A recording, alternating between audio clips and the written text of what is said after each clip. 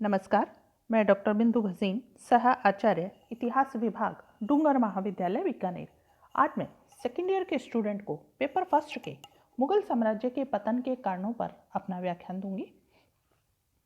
कहते हैं बाबर ने मुगल साम्राज्य रूपी भवन की आधारशिला रखी थी। अकबर ने अपनी योग्यता से उसे सुदृढ़ता प्रदान की। शाहजहां के काल में वह अपनी भव्यता की चरम सीमा पर पहुंचा, लेकिन औरंगजेब के काल में ये जो भवन है वो डगमगाने लगा था और इसके बाद शीघ्र ही मुगल साम्राज्य रूपी जो भवन है वो टुकड़े टुकड़े हो गया। तो जो मुगल साम्राज्य के पतन के कारण है वो एक नहीं अनेक कारण है। सबसे पहला हम लेते हैं स्वेच्छाचारी केंद्रीभूत शासन। स्वेच्छाचारी केंद्रीभूत शासन में सारी शक्तियां सम्राट के हाथ में केंद्रित होती हैं। शासन का संचालन केंद्र से होता है। ऐसी शासन व्यवस्था में साम्राज्य की सुरक्षा के लिए योग्य और कुशल सम्राट की आवश्यकता होती है। यदि विशाल साम्राज्य हो जाए तो समस्या और भी अधिक जटिल हो जाती है। अतः अकबर से औरंगजेब तक तो सभी शासकों ने साम्राज्य संभालने की एक अद्भुत प्रतिभा का प्रदर्शन किया, लेकिन कहते हैं इन सम्राटों के बाद साम्राज्यवादी नीति के परिणाम स्वरूप साम्राज्य जो विशालकाय हो गया था। औरंगजेब जो स्वयं विलक्षण प्रतिभा का था, किंतु इस विशाल साम्राज्य को संभालने और विनाशकारी तत्वों का विनाश करने में वह असफल रहा था। औरंगजेब के बाद के समस्त मुगल शासक अयोग्य थे। उनमें विशाल साम्राज्य को सुरक्षित बनाए रखने की क्षमता नहीं थी। अतः ऐसी परिस्थितियों में मुगल साम्राज्य का पतन अवश्यंभावी हो गया था। दूसरा कारण हम ले सकते हैं मुगल बादशाहों की असहिष्णुता की नीति। मुगल सम्राट अकबर ने धार्मिक सहिष्णुता सुलह कुल की नीति अपनाई थी, लेकिन उसके उत्तराधिकारियों ने इस नीति का धीरे धीरे पूर्ण रूप से त्याग कर दिया था। सबसे पहले असहिष्णुता की नीति का बीजारोपण जहांगीर के शासनकाल में हुआ था। शाहजहां के शासनकाल में यह नीति पहले से अधिक असहिष्णु हो गई थी और औरंगजेब के शासनकाल में इस नीति ने उग्र रूप धारण कर लिया था। वी स्मिथ लिखते हैं कि अकबर ने हिंदुओं की प्रबल सहायता को जिस चालाकी से प्राप्त किया था, यह शाहजहां की गलत नीति और औरंगजेब की कट्टरपंथी नीति से दुर्बल पड़ गई थी। औरंगजेब अनुदार और असहिष्णु सम्राट था और उसकी यही अनुदार नीति मुगल साम्राज्य के लिए घातक बनी। औरंगजेब कट्टर सुन्नी मुसलमान था। उसने हिंदुओं के साथ बड़े अत्याचार किए। औरंगजेब की इस नीति के कारण ही मुगल साम्राज्य ने राजपूतों की सहानुभूति और सहायता को खो दिया था। निसंदेह राजपूतों, जाटों, सतनामियों, सिखों के विद्रोह औरंगजेब की असहिष्णुता की नीति के ही परिणाम थे।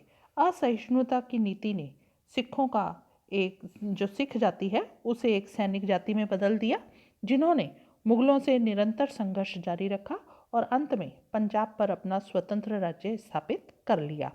अपनी धार्मिक असहिष्णुता की नीति की प्रेरणा से ही औरंगजेब ने दक्षिण भारत के शिया राज्यों का भी उन्मूलन कर दिया।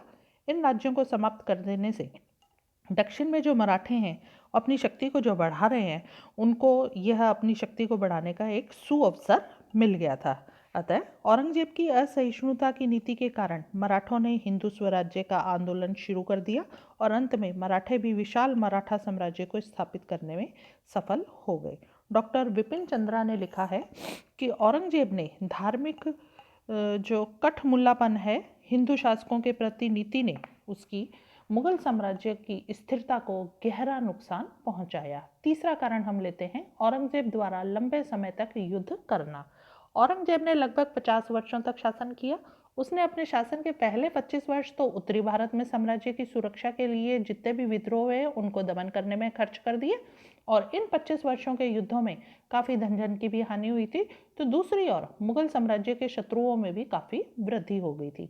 अपने जीवन के अंतिम जो 25 वर्ष थे उसने दक्षिण भारत में युद्ध करने में व्यतीत कर दिए। इन युद्धों से भी मुगल साम्राज्य को भारी आघात लगा था। यद्यपि इन युद्धों में औरंगजेब को काफ़ी सफलता मिली थी, लेकिन इससे उससे कोई लाभ नहीं हुआ। युद्ध में विजय से साम्राज्य काफ़ी विशाल हो गया, जिससे उसे संभालना काफ़ी कठिन हो गया था। धन और जन की भी अपार हानि हुई। राजकोष रिक्त होता चला गया। जनता में त्राही त्राही मच गई। मुगल सैनिकों का भी पतन हुआ। दक्षिण के युद्धों में लगे रहने से उत्तर भारत में उसका राज्य विघटित हो गया। हेग लिखते हैं कि दक्षिण में उसके सभी अच्छे से अच्छे सैनिक लगे रहे और अयोग्य सेनाओं और अपर्याप्त धन के सहारे उत्तर के उपजाऊ और घनी आबादी के प्रांतों और बड़े बड़े नगरों में व्यवस्था बनाए रखने में वो असफल रहे थे। औरंगजेब का दीर्घकालीन शासन भी साम्राज्य के लिए विघटनकारी सिद्ध हुआ था। औरंगजेब ने 90 वर्ष की उम्र तक शासन किया। जब तक उसमें कहते हैं शारीरिक और मानसिक शक्ति थी, उसने दृढ़ता से शासन किया, लेकिन उसकी शारीरिक और मानसिक शक्ति के क्षीण हो जाने से उसके लिए एक विशालकाय साम्राज्य को चला पाना असंभव हो गया था। औरंगजेब के संदेहशील स्वभाव के कारण भी मुगल साम्राज्य शीघ्र ही पतन के कगार पर कहते हैं खड़ा हो गया था। अविश्वासी स्वभाव का होने के कारण वह महत्वपूर्ण कार्यों को स्वयं करता था, जिससे उसके उत्तराधिकारियों को अपनी प्रतिभा का प्रदर्शन करने का ही अवसर नहीं मिला। वे अयोग्य हो गए। अतः औरंगजेब के मृत्यु के बाद योग्य और अनुभवी उत्तराधिकारियों के अभाव में विशाल साम्राज्य का सुदृढ़ और स्थिर रह पाना असंभव हो गया था। चौथा कारण हम ले सकते हैं अमीरों के षड्यंत्र और दलबंदी। कहते हैं मुगल साम्राज्य के पतन में अमीरों का चारित्रिक पतन भी सहायक सिद्ध हुआ। औरंगजेब के बाद समस्त मुगल बादशाह निर्बल और अकर्मण्य थे, अतएव उनके शासनकाल में अमीरों को कुचक्र रचाने और अपनी शक्ति को बढ़ाने का एक अच्छा अवसर मिल गया था। जिस अमीर वर्ग की सहायता से बाबर ने भारत में मुगल साम्राज्य की स्थापना की थी और उसके पश्चात अकबर, जहांगीर, शाहजहां, औरंगजेब ने मुगल साम्राज्य को शक्ति के ऊंचे शिखर पर पहुंचाया था, वही अमीर वर्ग अब आपसी कलह और व्यक्तिगत स्वार्थों में लीन हो गया था। अतः योग्य बादशाहों के अभाव में अमीरों की दलबंदी और षड्यंत्र दिन प्रतिदिन बढ़ते चले गए। उसके पश्चात मुगल सम्राटों के शासनकाल में अमीर जो वर्ग है वो दो दलों में विभक्त हो गया। एक दल था तुरानी, जिसने सुन्नी मतावलंबी इसमें मतलब शामिल थे, और दूसरा दल था ईरानी, जिसमें शिया मतावलंबी थे। ये दोनों दल के अमीर साम्राज्य की चिंता न कर एक दूसरे के विरुद्ध षड्यंत्र करने में लगे रहते थे, जिससे मुगल साम्राज्य को अभूतपूर्व क्षति उठानी पड़ी। Doctor RC. मजूमदार लिखते हैं कि 18वीं सदी में अमीरों का जो चारित्रिक पतन हुआ, उसका मुगल साम्राज्य को पतनोन्मुख बनाने में बहुत बड़ा हाथ था। Sir JN. सरकार लिखते हैं कि एक उपजाऊ भूमि, कृपालु, ईश्वर की दया वाले देश का उत्पादित धन मुगल अमीरों के कोष में चला जाता था, जो ऐसी विलासिता में डूबे हुए थे जिसको फारस और मध्य एशिया के सम्राट स्वप्न में भी नहीं देख सकते थे। अतः अंतिम मुगल शासकों के शासनकाल में ये अमीर काफ़ी शक्तिशाली बन गए थे। सैयद भाइयों ने तो अपनी शक्ति इतनी बढ़ा ली थी कि वे सम्राट निर्माता बन गए थे। अतः सिंहासन पर गुड़िया बादशाह बिठाए जाने लगे, जो केवल नाम मात्र के होते थे। अतः अमीरों के हाथों की कठपुतली बनकर जितने भी ये मुगलकालीन शासक बाद के रहे हैं, अपने अस्तित्व की रक्षा के लिए उनके कृपा पात्र बनकर रह गए थे। पांचवा कारण हम ले सकते हैं उत्तराधिकार के निश्चित नियम का अभाव। तो मुसलमानों में उत्तराधिकार का कोई निश्चित नियम नहीं था। यद्यपि बाबर ने ज्येष्ठता के सिद्धांत का पालन करने का प्रयास किया था, लेकिन उसकी परंपरा को उसके उत्तराधिकारी नहीं बनाए रख सके। अतः सभी शहजादे सिंहासन को पाने के लिए लालायित रहते थे। जहांगीर के शासनकाल में शहजादों के विद्रोह ने बड़ा ही विकृत रूप धारण कर लिया था और शाहजहां द्वारा अपने भाइयों और भतीजों का वध करवाकर मुगल सिंहासन को प्राप्त किया गया था। अतः इससे मुगल साम्राज्य की प्रतिष्ठा को बहुत धक्का लगा था। औरंगजेब ने भी अपने पिता का अनुकरण किया था और उसके पुत्रों ने भी उसका अनुकरण किया। अतः सम्राट की मृत्यु के बाद राज दरबार में सिंहासन प्राप्त करने के लिए बड़े ही विध्वंसात्मक युद्ध होने लगे। इन युद्धों के कारण धन की तो निरर्थक हानि होती ही थी, साथ में ही साम्राज्य की प्रतिष्ठा को भी बड़ा धक्का लगता था। अतः उत्तराधिकार के युद्ध की इस परंपरा का कभी अंत ही नहीं हुआ, जो अंततोगत्वा मुगल साम्राज्य के पतन में सहायक बनी थी। स्मिथ लिखते हैं कि उत्तराधिकार के युद्धों की पुनरावृत्ति के फलस्वरूप जो दीर्घकालीन अव्यवस्था फैली, उसका साम्राज्य के विध्वंस करने में बहुत बड़ा हाथ था। अगला कारण हम ले सकते हैं मुगल सेना का नैतिक पतन। बाबर के साथ आई मुगल सेना का नैतिक स्तर काफ़ी ऊंचा था। उसमें बड़ी से बड़ी कठिनाइयों का सामना करने की क्षमता थी।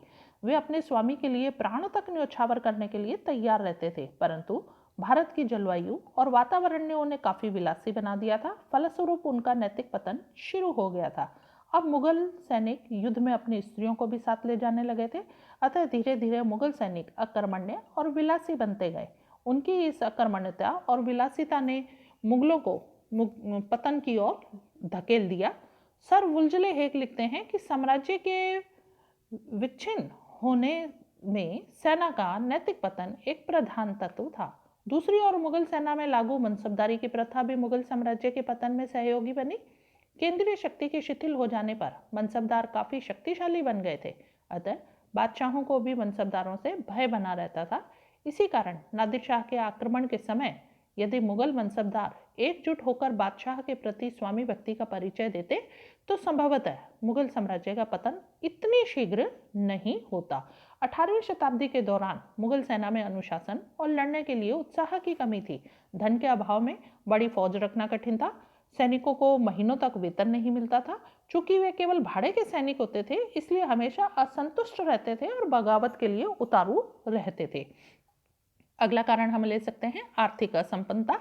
यद्यपि मुगल काल का मध्याह्न जो है भारतीय इतिहास का गौरवमय काल माना जाता है, लेकिन आर्थिक दृष्टि से मुगल शासन काल का बाद का जो काल है वो काफी विपन्न हो गया था। जहांगीर शाह के समय में तो धनाभाव के कारण शाही कारखानों के सोने और चांदी के बर्तनों को बेचकर सैनिकों का वेतन चुकाना पड़ा था।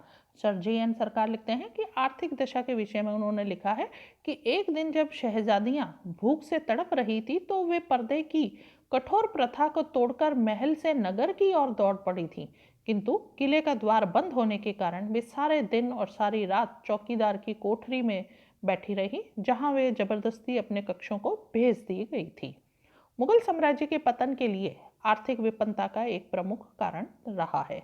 जनता की न्यूनतम आवश्यकताओं को पूरा किए बिना साम्राज्य को सुरक्षित रखना संभव नहीं था। 17वीं और 18वीं सदी में किसानों की स्थिति निरंतर बिगड़ रही थी। अधिक से अधिक कर वसूल करने के प्रयास में उन्हें एक प्रकार से लूटा जाता था। वाणिज्य और व्यापार का उत्पादन आवश्यकता अनुसार नहीं हो रहा था। उत्पादन की हमेशा शासक वर्ग की आशाएं और मांगे अधिक हुआ करती थी, अतः साम्राज्य का पतन होना स्वाभाविक ही था। अगला कारण हम ले सकते हैं प्रांतपतियों के विद्रोह। मुगल साम्राज्य जब जर्जरित होकर पतन के कगार पर खड़ा था तो इसका फायदा प्रांतपतियों ने उठाया और अपनी अपनी स्वतंत्र सत्ता स्थापित करने में वे लग गए। निजामुल मुल्क ने दक्षिण में जाकर अपनी स्वतंत्र राज्य सत्ता स्थापित कर ली और वह मराठों से मिलकर मुगल साम्राज्य के विरुद्ध षड्यंत्र करने में लग गया। अलीवर्दी खान ने बंगाल में, सुजात खान ने अवध में अपनी स्वतंत्र सत्ता स्थापित कर ली थी। रुहेल अफगानों ने रुहेलखंड में अपनी सत्ता स्थापित करके विदेशी आक्रमणकारियों को मुगल साम्राज्य के विरुद्ध युद्ध में मदद दी थी। मुगलों की गिरती हुई दशा का लाभ उठाकर सिखों ने पंजाब में, मराठों ने महाराष्ट्र में अपनी शक्ति को बढ़ाना शुरू कर दिया था। अगला कारण हम ले सकते हैं नादिर शाह और अहमद शाह अब्दाली के आक्रमण। अपनी आंतरिक दुर्बलता के कारण मुगल साम्राज्य अत्यंत जर्जरित और विश्रंखलित हो गया था। ऐसी स्थिति में विदेशी आक्रमणकारियों ने भी लाभ उठाने की कोशिश की, अतः मुगल साम्राज्य की जो शेष बची हुई शक्ति, प्रतिष्ठा और धन था, उसे 1739 ईस्वी में नादिर शाह के आक्रमण ने इस तरह नष्ट किया कि जिसकी पूर्ति फिर कभी नहीं हो सकी। नादिर शाह ने मुहम्मद शाह को हराकर दिल्ली में कत्लेआम किया। लगभग 70 करोड़ के प्रसिद्ध मयूर सिंहासन और भारी धन संपदा लूटकर अपने देश वह वापस लौट गया था। इसके बाद नादिर शाह के सेनापति अहमद शाह अब्दाली ने 7 बार भारत पर आक्रमण कर मुगल साम्राज्य को बिल्कुल छिन्न भिन्न कर दिया। प्रोफेसर बिपिन चंद्रा लिखते हैं कि नादिर शाह और अहमद शाह अब्दाली द्वारा आक्रमणों ने जो साम्राज्य की कमजोरी के परिणाम थे, साम्राज्य को धनहीन बना दिया, उत्तर भारत में व्यापार और उद्योग को बर्बाद कर दिया और साम्राज्य की सैनिक शक्ति नष्ट कर दी। अगला कारण हम ले सकते हैं यूरोप वासियों का आगमन। यद्यपि यूरोपवासी भारत में काफी समय से व्यापार कर रहे थे और उन्होंने अपनी अनेक व्यापारिक कोठियां भी स्थापित की थी, लेकिन मुगल साम्राज्य की जर्जरित अवस्था से उनके मन में भी भारत में साम्राज्य स्थापित करने का बीज अंकुरित होने लगा था। अतः इन विदेशी व्यापारियों ने पहले देशी राज्यों के झगड़ों में भाग लिया और फिर उनकी सहायता करना शुरू किया और बाद में अपना स्वतंत्र राज्य स्थापित करने के प्रयास में वे लग गए थे। ईस्ट इंडिया कंपनी धीरे धीरे एक व्यापारिक संस्था से राजनीतिक संगठन में परिवर्तित हुई और अब अंग्रेज ऐसे अवसर की प्रतीक्षा करने लगे थे जबकि उन्हें भारत में अपने पैरों को अच्छी तरह से जमाने का अवसर प्राप्त हो जाए। यह अवसर 1757 ईस्वी के प्लासी के युद्ध के रूप में आया, जबकि अंग्रेजों ने बंगाल में अपनी स्वतंत्र सत्ता की स्थापना की। 1764 में अंग्रेजों ने बक्सर की लड़ाई में शाह आलम को परास्त करके बंगाल, बिहार, उड़ीसा की दीवानी भी प्राप्त की थी। 1803 में अंग्रेजों ने दिल्ली पर भी अधिकार किया और मुगल सम्राट को अपने संरक्षण में ले लिया। अगला और अंतिम कारण हम ले सकते हैं मुगलों द्वारा सामुद्रिक शक्ति की अवहेलना। मुगल शासकों ने प्रारंभ से ही सामुद्रिक शक्ति को बढ़ाने की ओर कोई ध्यान ही नहीं दिया। चूंकि अंग्रेजों की नौ शक्ति बड़ी प्रबल थी, अतः अंग्रेजों को भारत में अपने पैर जमाने में अधिक कठिनाई का सामना नहीं करना पड़ा था। भारत में राष्ट्रीयता की भावना का भी सदैव अभाव रहा। केवल सम्राट अकबर ने राष्ट्रीयता की भावना को पैदा करने का प्रयत्न किया था, लेकिन उसके बाद हिंदू और मुस्लिम जनता ने जो पृथकता की खाई उनमें बढ़ती चली गई थी, जिसके कारण वे अंग्रेजों के विरुद्ध संयुक्त मोर्चा बनाकर युद्ध नहीं कर सके और अंग्रेजों से वे पराजित हो गए थे। Doctor A.L. श्रीवास्तव लिखते हैं कि मुगल सम्राट जनता के हृदय में ऐसे विचार उत्पन्न नहीं कर सकते थे जैसे शिवाजी ने महाराष्ट्र की जनता के हृदय में किए थे, और जिन विचारों के कारण महाराष्ट्र की जनता उनके साथ हो गई थी, विदेशी सत्ता जो है वो तभी तक रह सकती है जब तक वह शक्तिशाली रहे, और जब मुगल सरकार स्वयं दुर्बल हो गई हो तो उसका पतन स्वाभाविक ही था। अतः स्पष्ट रूप से हम कह सकते हैं कि मुगल साम्राज्य का पतन या विघटन आर्थिक, सामाजिक, राजनीतिक, संगठनात्मक कारणों के कारण हुआ था। प्रोफेसर विपिन चंद्रा लिखते हैं, मुगल साम्राज्य के पतन की सबसे दुखद बात यह हुई कि उसकी जगह पर एक विदेशी शक्ति आई, जिसने अपने हितों का ख्याल करते हुए देश के शताब्दियों पुराने सामाजिक और आर्थिक ढांचे को हटाकर उसकी जगह एक औपनिवेशिक ढांचे को उन्होंने रख दिया।